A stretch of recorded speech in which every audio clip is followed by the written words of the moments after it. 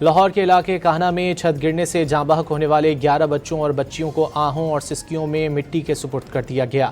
جنازے اور تدفین کے موقع پر انتہائی افسردہ اور رقت آمیز مناظر دیکھے گئے۔ اسپتال سے 8 بچے ڈسچارج کر دیے گئے، ایک بچہ اور ٹیچر اب بھی زیر علاج ہے۔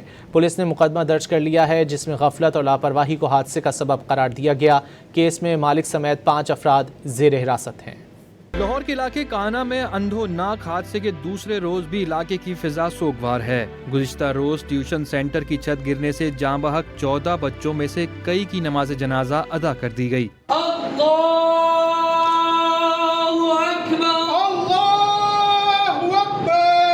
حادثے میں زخمی ہونے والے 8 بچوں کو اسپتال سے علاج کے بعد ڈسچارج کر دیا گیا۔ ایک بچہ تاحال چلڈرن اسپتال جبکہ ٹیچر جنرل اسپتال میں زیر علاج ہے۔ المناک سانحے کے باعث علاقے میں دکانیں اور مارکیٹیں بند ہیں۔ ننھے بچوں کی المناک موت پر ہر آنکھ اشکبار اور ہر دل اداس ہے۔